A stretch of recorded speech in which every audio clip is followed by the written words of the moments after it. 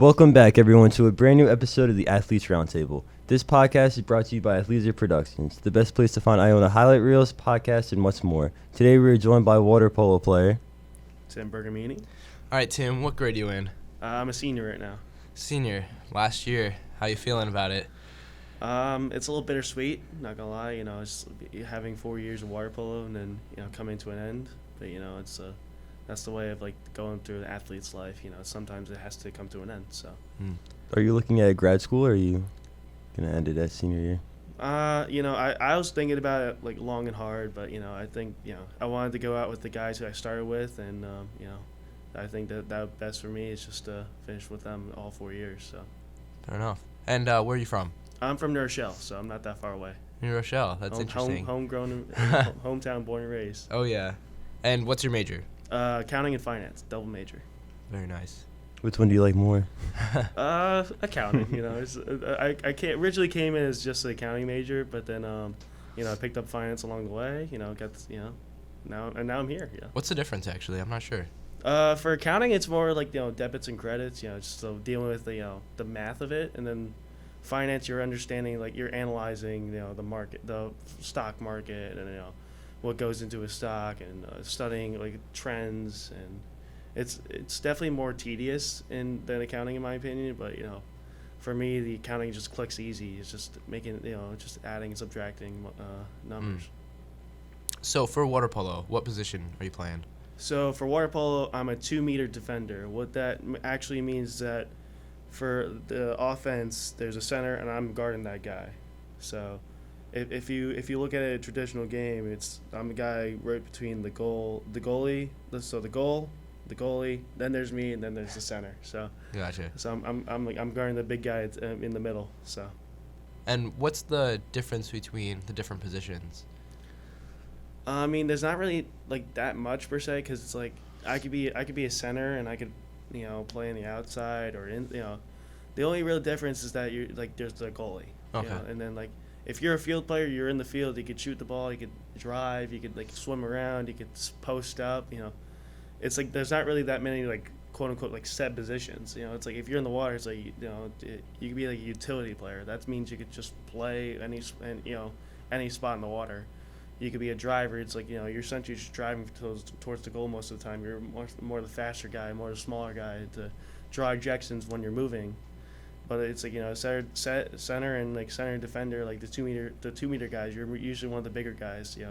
So it's there's not really set positions, but if you can be all over the place, you can be all over the place, and that'll be a help to the team. So being a center, do you mostly play defense, or do you play a little offense too? What is more prominent in your position? It's you play both. You're going up and down the pool. Just nonstop swimming, nonstop treading, nonstop playing. Games are 32 minutes, 8-minute quarters, and if you play even half the quarter, 4 minutes, you are tired, extremely tired. This past weekend we had some games that played about 2 or 3 minutes in the quarter. I was going 100%. You are gassed. You immediately go to the side after a goal. You're just tap your head. You're I need one, coach. Give me a rest for a hot minute. So, it's you get to play both sides, which is really nice. It's sometimes if you play good defense, you get earned by getting a goal or getting an assist. Going back to offense, and sometimes it's if you make a mistake on offense, you can make it up by playing some really great defense. So. Gotcha. So how'd you first get into water polo? Oh man, my dad played water polo here at Iona. He introduced it to me when I was young, 12, 13, and I didn't play that much sort of in high school, but then I picked it up again around near the end of high school, and then I was talking to coaches, so it's I did have sort of a swimming background, I'm a big guy, I thought I could play the sport, and then head coach Brian Kelly gave me an offer to play, and I was yeah, let's do it, and then I've worked at it, worked at my craft, worked at my skill, played a lot last year, junior year, been playing sometime this year, like senior year, and it's like it's been a growing process of like just in comparison to some of the other players like on my team who've played since they're like 10 years old and haven't stopped, but it's just been a growing process for me of like just keep working at it, keep showing up every day, and just working at your craft. What would you say is your biggest improvement since starting playing water polo to now? I think every facet of my game, it's just like, in comparison to like every other guy, it's just like, I think my defense, because that's all effort, that's one of my one of my big things is just put as much effort as you can, and defense is essentially all effort. Try not to let the guy in front of you get the ball. Try not to let him score. So that's like one of my bigger like strengths is just like, and that's been growing ever since. Go in there, lock the guy up, and then see what happens. What's your favorite part of water polo? Usually I was gonna say scoring goals, but honestly I do like defending people. It's like, it's rewarding to me that it's like, okay, I'm not giving up a goal, and then like we could have a chance of getting another goal for us. It's like I'm not the one to want to. It's like I'm all about. It's like I want to do what's best for the team, and that it's like, it's like if that means I could force a turnover and then like we lead to goal or lead to a counterattack, that's like essentially like a fast break in basketball. That's what I want to do. It's like goals come and go, but defense, that's what you always need. So. What is your daily training? A lot of swimming, a lot of time in the pool. Let me tell you that. It's so much time to spend in the water. It's a lot of passing. A lot of, you gotta keep your arms warmed up. Don't want to go in the water just straight up to shooting, because that's how you mess up your arm. That's how you get hurt. So it's definitely a lot of swimming, a lot of treading with like weight belts and like with jugs. Like the 5-gallon jugs you see in the. You get those, you sink them underwater, then you tread with them while the water's coming out. And then even sometimes it's like, sometimes it's just set weights, like you get like a medicine ball and you just hold it up there. It's tough. So it is very tough. I joke with some of my friends on other teams. It's like, it's like if you go in the water, it's like I could try to teach you how to tread, and then have you have the best legs on your team. But it's definitely a lot of in water stuff. I mean, we still do like weightlift training, but it's definitely more of like trying to get like strength in the water, of like getting used to like having like strong legs so you could tread up and get as high as you can in the water, and then so it's definitely a lot of in water stuff. Do you believe that there's too much pressure on you being a Division I athlete and having school and whatever else you do? A lot of pressure is put on yourself. I've learned that the hard way, especially this past year. It's like, it's my senior year. It's like I want to go out. I want to go out this way. I want to go out that way, and it's like that. And I put the pressure on myself. And sometimes, sometimes I did fold under pressure. Like I did. Like they cracked a couple times, but, it's like there is some pressure. I mean, that's inevitable with everything. It's like I'm wearing Iona water polo. I represent Iona water polo, as on this podcast, as I'm walking on the street, as I am in every day of like, showing up to class, there is that pressure, but sometimes you gotta embrace it, where it's like, it's like I get to have the chance to be on the water polo team, and I get the chance to represent. So when I do something good, it's like, hey, he's on the water polo team. It's definitely a good thing to have with that. So it's a give and take with that relationship. So on game day, walk us through your emotions. Are you feeling excited, nervous? What's going on through your mind? I'm a nervous wreck. I am a straight up a nervous wreck. So I wake up and I'm like, it's like, okay. I get, it's like I'm getting the play. I'm trying to lock it as much as I can. But I'm like, it's like I got X amount of games left. I have like 3 more games left for the conference championship. But it's like I'm a nervous wreck. It's like, but also it's like I use those nerves to like get me going. It's like I'm gonna be energy.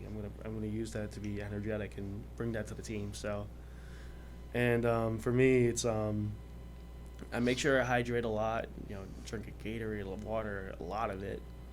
and then usually try to go like to I try to get like a breakfast sandwich, and then or like I always try to get like a little bit of candy, like quick sugar, just to just to get myself going, just to like a little pump, it's because it's like I don't want to eat like like a lot of food that will be heavy on me, so I usually that's my go-to is just candy. It's like preferably like Skittles. So I'm a big Skittles guy. Marshall Lynch. That's what I was thinking. Yeah. me and my teammates would joke around. It's like, oh, you get me a bag of Skittles, and I end up getting them some, and then sometimes post game we would split a bag. So it's like I'll get half, and I'll give them the rest of them. So we've been doing that lately instead of like pre-game, but I do try to get like a little bit snack. It's a snacking. So because I don't want it heavy on my stomach, so it's a lot of snacking. So and then after that, stretch with the team, warm up with the team, and just like keep myself warmed up and like keep myself like ready to go whenever I need to. So that's really my my pregame. But and then during home games, I'd be like the hype man. In the locker room, I'll try to get everyone hyped up, and I try to bring that bench energy. All that bench energy, so we always try to be positive with that. So I'm sure that comes naturally for you. Oh, I am a big hype man. My friends tell me that all the time. So it's like so if anything goes awry with my career, it's like I'm just gonna be a professional hype man. So I'm gonna put that in put it on the resume. Yeah, I am gonna put it on the resume. Don't you worry. So now the season's kind of coming to an end. It's almost done. Yeah. Do you think your goals were met from the beginning of the season? I did have a bunch of goals, so it's like some goals did not get met, some goals did, and some goals I'm still like waiting to see what happens. For me, I want I had some really high. You always got to set high goals you can reach, and then goals that are just like that are like inevitable. The goals I set out that were really high was like starting every game, which is like it's hard to do, but that goal was not it wasn't met. And then another goal was like just like I wanted to score a hat trick, which I could still go out there and like maybe score a hat trick, And then a goal that like I was easily gonna attain was be an academic All-American, and I've been an academic All-American for the past 2-3 years. And I want to reach that still. It's like that's my. It's like I always have it's like there's like levels to reaching goals. It's like oh this is a reach, but it's attainable. And then this one's like shooting for the stars, and then this one's like okay this is a safe one. So I try to level out where it's like okay I could do each one of those. So it's definitely been fun to make those goals when it was like in August. Crazy to say that it's been 3 months. It's been a long process. So. And it's definitely been a fun ride, and even for the academic All-American, that list comes out in December. I could still reach the goal of like trying to get a hat trick, and then it's like some goals it's like that's inevitable. It's like sometimes you don't reach those goals, but it is what it is. You gotta keep going with the process. Do you have faith in the team for the NWPC tournament coming up? Oh yeah, for sure. I mean we just gotta lock in. That we. It's like how they say like complementary football. You gotta play all facets of the game, all 4 quarters. That's what we gotta do. Complementary water polo. Every single facet of our game we have to lock in and be fully attentive to. And I think our first game in the conference championship is Brown, and we did play some close games with them, and especially this past weekend. We were in it for most of the game, and we lost some steam at the end of it, but that could change. Yeah, it easily change. We got what is it, like 13, 14 days until we got plenty of time to get ourselves together and then the game plan and get ready with it. So it's definitely going to be interesting to see what will happen with that. But if we all get in together, be one group, we could easily attain what we want to do, and that we could win some games, make some noise in the conference championship for sure. Do you guys switch your game plan heading into the tournament, or is it the same like any regular season game? I mean, it's like how most teams do it. It's like you come with a set game plan, and if it's not working, try to switch it up and try to make different changes and see what works during mid game. if we have one set game plan, and then, let's say, it's like we're playing Brown, so it's like if Brown comes and switches up, it's like okay, now they know what we're doing. It's like we got to switch up our game plan, but we, it's like it's all about trying to be proactive with our game plan. So, it could be it's like we are going to do a ton of watching film and scouting. It's like scouting out. It's like, but never, some things always change. Switching the variable, and then we gotta be able to realize that variable and then make the change in ourselves. So. And also we got to put the pressure on them. So it's like they got to make the changes for us instead of us making changes for them. So and put the pressure on them. It's like so that's the whole process for us.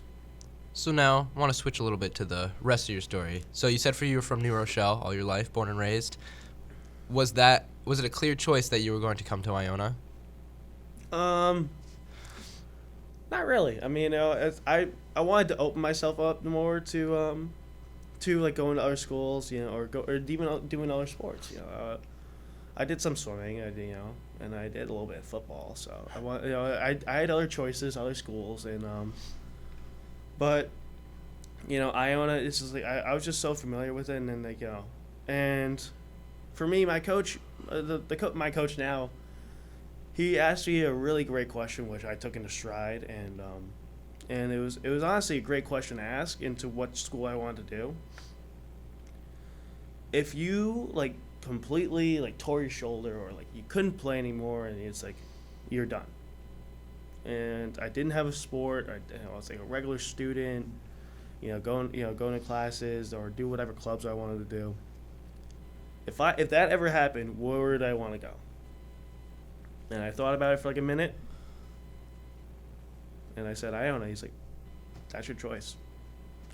And it's like, 18-year-old me, was thinking, what did I just say? It's like, what was I thinking? It's because it's like I got all these schools wrapping in my head. I got all these choices, and then that one question really it really cut through everything, and then made that choice simple. So it, but it's definitely a long process. I always want to keep doors open. I always wanted to keep doors open until the very last minute, until I had to close them. So that was the tough process for me. It's I always want to leave a door open, and then I never want to burn a bridge. Never want I never want to do that. But now, it's but once I choose something, it's I'm going to commit to it fully. So. Has Iona lived up to the hype? Oh, for sure. I mean, we've made improvements since my freshman year, water polo wise. I mean, the big change obviously is going from Iona College to Iona University now. So it's that going through that change. I made so many friends so many friends who are athletes. I still talk to them to this day. So much alumni now. And then I'm going to be an alumni, so that's going to be a little scary for me. But it's been a great it's been just it's been a great experience. All 4 years. And it's going to be sad. I'm definitely going to be bawling my eyes out after my last game. But it's I'm going to be looking back. It's wow. It's you played 4 years of water polo. You did 4 years of athletics. You made so many great friends who are athletes. You've done a lot. So. Are you involved with other things outside of water polo? That is actually a great question. I am involved in a lot. Some people say too much, but I just say it's I'm just having fun with it. So besides water polo, I'm an accounting club e-board member. So I think I'm the community service chair. So help out with trying to do stuff for it's community. It's make sure we do service hours because. There's some things that it's we required service hours for accounting majors, to get stuff done. And then on top of that, I'm a campus minister. So what that means is I help out with mass, on Sundays, help run service projects, and just be an advocate for those who are on the margins or those who are marginalized, those who don't have a voice. And it's been fun, getting to do all these different things. I mean, granted, it's been tough because some of these are big commitments, and I had to juggle with water polo and campus ministry and accounting club every other club I'm in, you know, I think I'm in the Italian American society, like Italian American club, Heritage Club, yeah, recently. So, and then I told him it's like I can't make meetings because I practice at the same time as the club meetings too. But it's like I'll be there. It's like I'll be happy to join. Don't you worry. So it's definitely been it's been a juggling act for sure. But everyone has been very supportive of everything I've done. So it's like if I need to if I talk to my coach or if I talk to my supervisor for campus ministry, they definitely try to help me out to make it happen. So because it's definitely been fun though. It's definitely trying to get involved more. If you couldn't play water polo, would you have played football? Probably not. I'd probably do swimming. It's just I definitely I definitely would have probably. I think I would have done swimming. I mean, it's just like I definitely it's like because it's like I would definitely would have still went to Iona, but you don't have a football team, of course. But no, but it's just even if they had the choice, I'd probably do swimming because it's just like I've done swimming for a while, and it's like I got to know some of the guys, and they're some of my really good friends. We actually me and the water polo and swim team share a locker room, so. And I definitely got to know them more. I got to have classes with some of the guys who were especially my year. Some of the guys who graduated last year went to high school with me. I definitely would have been a great experience to be on that team. So I definitely probably would chose swimming if I had no choice. But that's all hypothetical. Sorry guys. So. That word. Yeah, that word. Hypothetical at this point. There we go. Yeah, there we are. You're not an English major. It's okay. Yeah. Oh, don't even get me started on that one. But English major. Wow. Yikes. I messed up one word, and now you're making fun of me. No, making fun. I will here. leave immediately. Okay, but I think swimming would have been the choice. So, but it was definitely it's definitely fun to think. Yeah, it's like, oh, if I did another sport, what would I do? It's like me and my buddies were joking around. It's like we could make like a Quidditch team, or I don't even know what the official name of that sport, but I think, but it's like we call it Quidditch, because we watched it on the ESPN, and, like on the road trip, they called it it was some weird name, and yeah, but it wasn't Quidditch because, for some reason. I was like, okay, but it's like we all know it's Quidditch. Yeah. But it's like it's like we could have joked around. It's like make a club Quidditch team, and we would go whatever, but. Yeah, it's definitely funny to think that it's like, but we all chose water polo, and now we're all still here. We're all still clicking. We're all still, it's definitely fun. Do you want to pursue water polo after college, or are you more gonna focus on the accounting finance department? I'm actually gonna focus more on the accounting and finance because, for water polo wise, it's tough to find water polo team. And two, it's a bunch of traveling, it's a bunch of money, and it's hard, and even the best of the best players don't, it's not like it's not really like a heavily funded sport, it's not a heavily recognized sport. So it's like I would have to go to Europe, so it's like I would go to Greece, it's like, or Serbia or Croatia if I wanted to play water polo. And it's just it just doesn't excite me to go across all the way around the world. So, but I think I'm definitely gonna still try to have fun with it. It's like show up to a club, a club team, and just play with them. But definitely not professionally or in a set game, as you want to say. But so I definitely it's like this is gonna be gonna be a desk job for the rest of my life now. So who would you say is your biggest inspirations in your sport and in your life? Oh, my dad, for sure. Easily. He's been supportive of me all my life, and even my toughest times this year or last year or any sort of time, I'd text him, call him. It's and he's been behind me 100% with, and he's shown me how to work, how to work hard, how to be caring of others, how to how to go the extra mile to want it, to want to get something done, and to just be accountable. So My dad is really a big inspiration in my life, and definitely someone I looked up to. All right, well, thank you so much, Tim, for joining the podcast this week, and thank you to all of you who are listening. We will be back next week with a brand new show, so please stay tuned. This has been the Athletes Roundtable. This is Ryan. Jordan. Signing off.